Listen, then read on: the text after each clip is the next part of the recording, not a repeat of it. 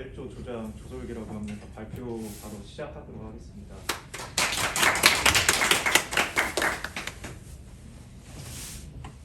처음에 목차인데요. 준비 단계에서 저희 조언 소개하고 어떤 롤을 맡으셨는지 소개를 하고요. 작품은 왜 이걸 선정했는지, 그리고 작업 개요 어떻게 작업했는지, 그런 건 어떻게 관리했는지 말씀드리고, 건물 개요, 역사 같은 것도 좀 말씀드리고요. 모델링 어떻게 했는지, 특징 같은 건 어떤 거였는지 말씀드리고, 도면화 과정, 일람 과정 보여드리고, 마지막으로 저희 렌더링한 거랑 후기 보여드리도록 하겠습니다.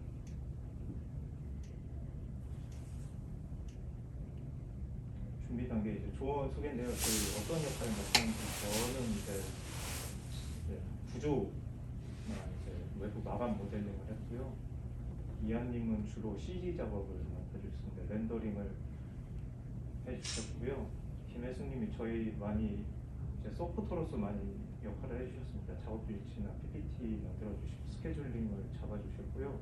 김지훈님이 이제 다이나모나 도면화 작업, 나비스워크에 힘을 많이 실어주셨습니다. 그리고 공통적으로는 이제 패밀리 작업하고 일람 작업하고 내부 모델링을 다 같이 작업을 했습니다. 작품 선정 이유는 이제 저희 배운 거를 소프트웨어를 많이 배웠다 보니까 그 모든 거를 사용할 수 있는 거를 하자 해서 레빗, 다이나모, 라이노나 유니티 같은 걸 다 쓸 수 있는 건물로 하자. 그리고 프로젝트 규모가 있었잖아요. 저희 비정형으로 또 해야 되고, 그러니까 그거에 부합할 수 있는 건물을 잡아야 된다고 생각해서 그런 기준을 또 잡았고요. 마지막으로 좀 멋있어야 된다고 생각했습니다. 그리고 또 이제 장점을 살리면서 도전하고 싶은 과제에 기자들이 있어서 이제 저희가 그거를 좀 녹여냈습니다. 덕회는 조원분들 하셨던 거랑 크게 다르지 않습니다. 저희 드롭박스 서버를 활용해서 자료를 공유했고요. 또 이제 레빗의 경우에는 링크 활용해서 저희 모델 각자 작업하신 거를 합치는 과정이 있었고요. 그리고 그룹톡에서 또 이제 서로 자료나 피드백을 주고 받았습니다. 저희 작업한 툴이 좀 많습니다. 레빗, 나비스웍스는 당연히 활용했고요.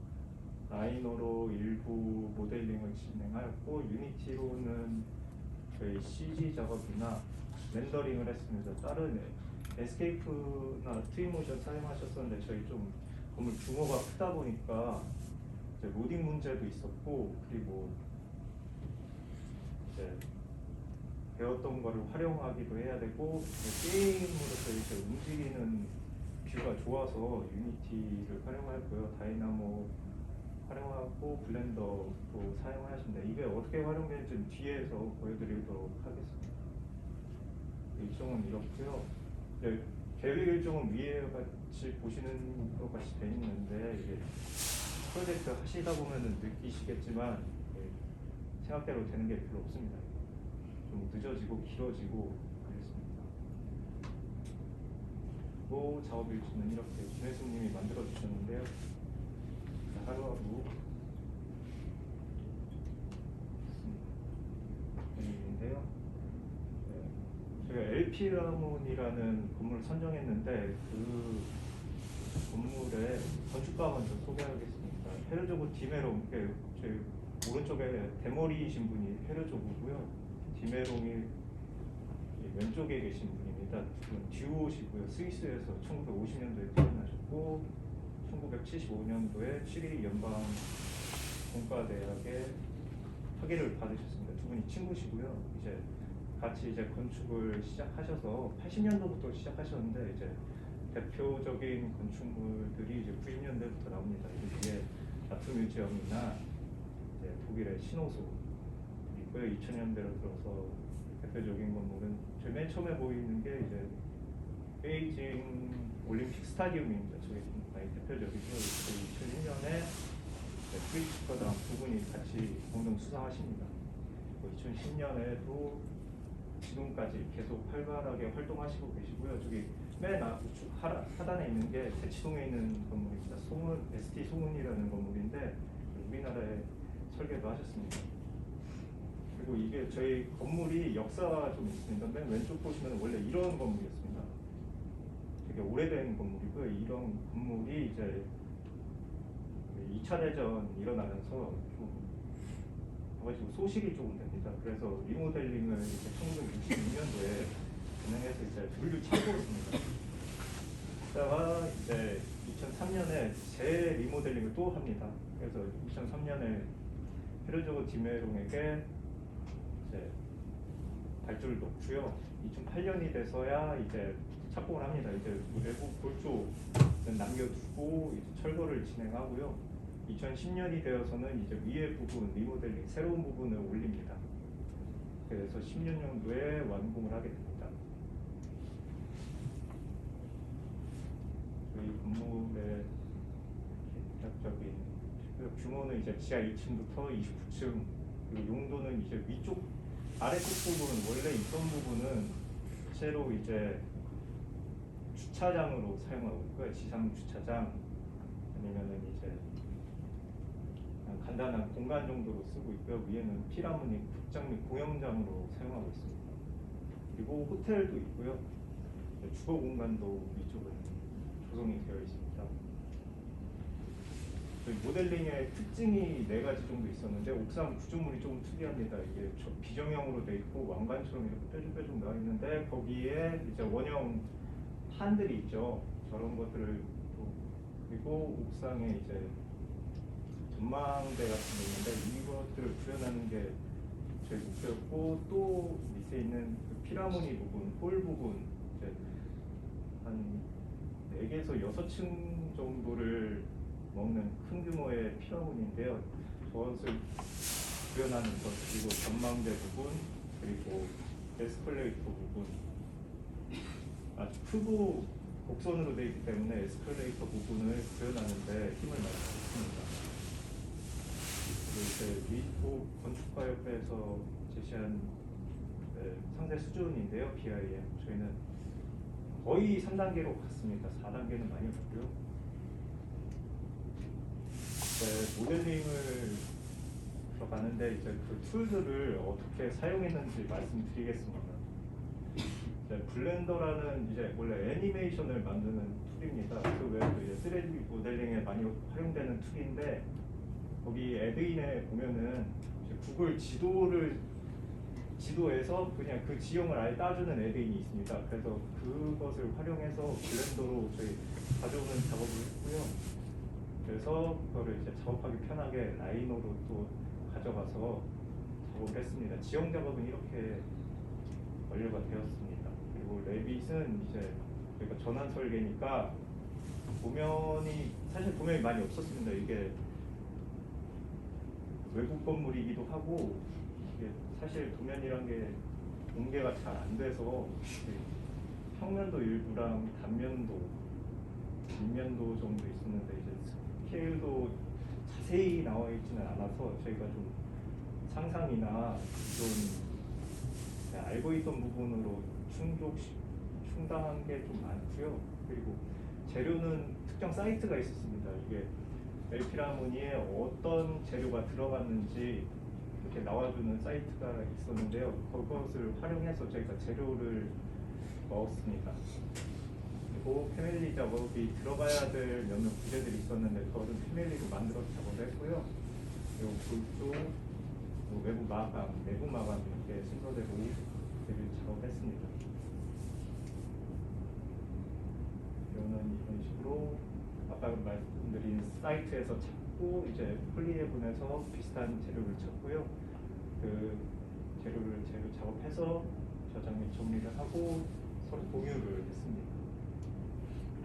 패밀리 작업인데 기존에 이제 레빗 안에 있는 이렇게 패밀리들을 합쳐서 수정해서 사용한 것도 있고 아니면 레리건스를 좀 조정을 해줘서 사용한 것도 있고요. 아니면은 이제 라이너에서 따로 작성해서 패밀리를 만든 것들도 있습니다. 골조인데요. 사실 건물이 이렇게 크면은 이렇게 구조가 획일화되지 않습니다. 보나 슬라브 두께도 달라지고요. 보도 이제 개수가 여러 가지고 벽 두께도 달라지는데 저희가 빠른 작업성을 위해서 획일화했습니다. 파일은 600파이로 했고 독립기초 다 같은 걸로 했습니다. 그리고 기둥도 다 똑같이, 보도 다 똑같이 이렇게 가져왔고요. 이 슬라브 150mm인데 지금 생각하니까 좀 두께가 작은 것 같습니다. 200은 돼야 되지 않았는데. 또 외부 마감 작업입니다. 크게 말씀드릴 건 없는데 이제 조적벽 원래 있던 벽들은 저런 식으로 구성을 했고요. 안쪽으로 들어가면 이제 여타의 마감을 했고요. 그리고 일부 원래 다 조적벽이었는데 트고 이제 커튼널이 들어간 부분이 진짜 검은색으로 그 부분을 표현을 해줬고요. 이 건물의 하부층에 창이 굉장히 많습니다. 그래서 그 도면들을 보고 최대한 비슷하게 이제 사이즈를 잡아서 창을 한 4가지 정도 잡아서 표현을 해줬고요. 또 상부층 이제 커튼널 부분인데 그 외부 마감은 크게 3가지로 나뉘어져 있습니다. 이제 우측 상단에 보시는 저런 커튼널 패널이 있었고요. 그 아래에 있는 이 렌더링 된 게 좀 순서가 바뀌긴 했는데 저거랑 이제 그냥 일반 평면 커튼널 패널 이 3가지가 있었습니다. 그래서 저 렌더된 거 보시면은 저거는 라이노에서 먼저 작업을 했고요. 그래서 라이노 인사이드 레빗을 활용해서 그것을 패밀리로 가져와서 레빗으로 표현을 했습니다. 또 외부 마감 중에서 아까 저희 특징 모델링 특징이라고 보여드렸던 게 이 부분인데 그것도 레빗에서 구현하기가 저희가 어려워서 그냥 라이노에서 작업을 한 뒤에 천장이랑 저 원형 통째로 다 해서 패밀리 작업을 했습니다. 재료를 입히고 해서 저런 식으로 구현을 했습니다. 내부 마감은 이제 내력벽 먼저 작성하고 천장이나 바닥 마감 작성하고 내부 가구나 이런 요소들을 넣어 주셨고요. 오른쪽에 보시면 레빗 안에서 렌더링한 뷰를 볼 수 있습니다.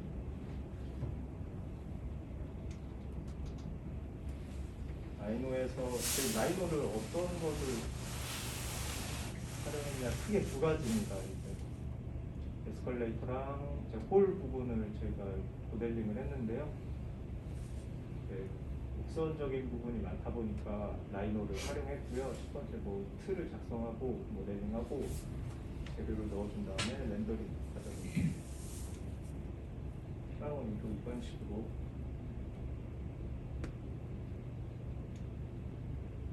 또 아까 말씀드렸다시피 유니티로 렌더링을 했고요. 렌더에서 이제 지역 먼저 작업을 해주고 개별 부재들 정리를 해준 다음에 렌더링 조명도 넣어주고 또 이제 녹화해서 동영상을 넣는 과정까지 진행을 했습니다. 또 저희가 다이나모를 활용을 했는데요. 간단하게 저희 기둥을 올리는데 이제 김지훈 팀원분이 다이나모를 활용해 주십니다. 이제 원래 그리드가 있으면은 거기서 이제 기둥의 위치를 설정을 해줬고요. 그리고 기둥을 가져오는 스크립트를 짠 다음에 기둥을 배치를 해서 올려주는 작업까지 해주셨습니다. 도면함이 검토 부분인데요. 특징적인 1층이랑 12층 건축평면도 보여드리고 6층이랑 1층 구조부분입니다. 남측 입면도, 중측 입면도, 중단면도, 횡도면도 있고 그리고 일람표인데요. 이렇게 쭉 있는 것보다 좀 유의미한 데이터를 뽑고 싶어서 개인적으로 분량을 거기 있는 거를 분량으로 해서 조금 유의미한 것만 좀 뽑아봤습니다. 파일은 267개 분량으로 하면 시공 길이로 나와야 되는데 이제 그 암이 어디에 정착되는지 몰라서 일단 배치로 해놨고요. 이제 가장 큰 게 이제 건물에서 공사비를 가장 많이 차지하는 부분이 콘크리트랑 철근입니다. 근데 철근은 저희가 설계하지 않아서 콘크리트를 구하는데요. 이제 현업에 계신 분들도 잘 모릅니다. 그 규모가 어느 정도 되는데 콘크리트가 얼마나 들어갈 것인가, 그건 이제 실제로 산출을 해봐야 아는데, 저희는 한 3만 루베 정도 나왔습니다. 이게 3만 루베라고 하면은 이제 루베당 10만 원 하면은 이제 30억 정도라고 생각하면은 약간 쉽지 않나 생각합니다. 저 개인적으로. 또 창에 대한 것도 이제 해배로 뽑아봤고요. 커튼홀도 12,000해배 뽑아봤습니다.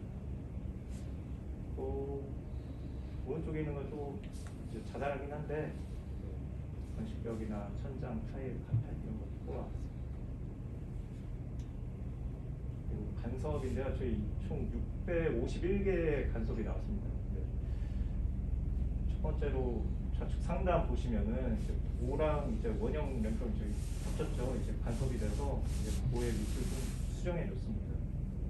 그리고 그 아래에 보시면은 이제 전망 창이 있는데 슬라브랑 겹쳤죠. 그래서 창의 사이즈를 조정해 줬습니다. 오른쪽은 이제 왜 저렇게 했는지 모르겠는데 이 포격이 2개가 됐습니다. 그래서 중복된 것을 하나 이상하게 그려진 걸 삭제를 해줬고요. 그리고 결합 문제도 있었습니다. 그 우측 상단 보시면 결합을 안 한 데가 있었더라고요. 그래서 결합하지 않아서 공급이 나와 있는 것을 결합을 해줬고, 대체로 이런 식입니다. 이제 뭐 겹치거나 그랬다. 그래서 수정을 조금 해줬습니다.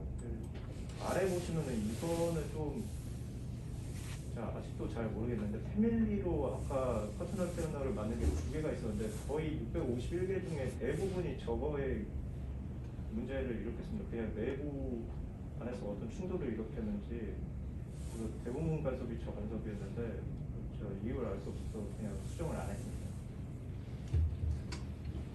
그리고 공정을 뽑아왔는데 이게 간략하게 뽑은 거라 2020년부터 했는데 29년, 그러니까 7년 동안 지낸다는 건데 사실은 맞지 않고요. 근데 실제로 이거는 10년을 지었습니다. 근데 이거는 뭐 시공 문제나 시행의 문제였을 것 같은데, 제가 대략적으로 뽑은 거에는 7년이 조금 걸렸는데 이거는 사실 그렇게 맞지는 않은 것 같습니다.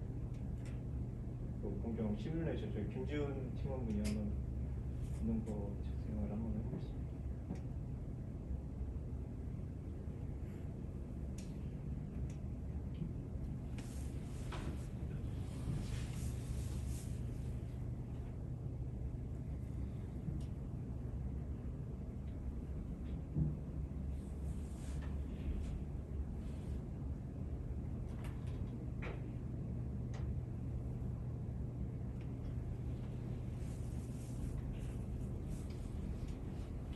이제 마무리로 들어가서 후기는 이렇고요. 전체적으로 이제 다양한 거를 활용하셔서 좋았다는 말들이 공통적이었습니다. 또 저희 렌더링에 유니한 팀원분이 힘을 많이 써주셨는데요. 근데 제가 좀 역량이 부족해서 이게 다 들어가지는 않은 것 같습니다. 그래서 좀 좋게 봐주셨으면 좋겠습니다.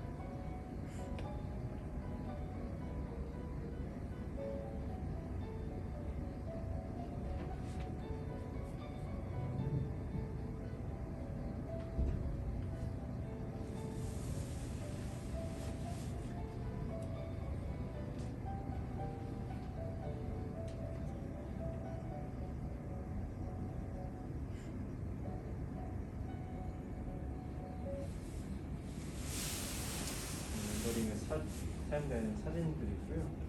화질이 안 좋았었는데 실제로는 아주 보기 좋았습니다.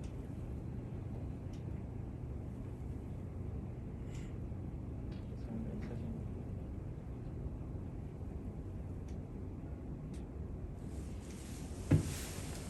유니티로 들어가서 이제 본 화면입니다.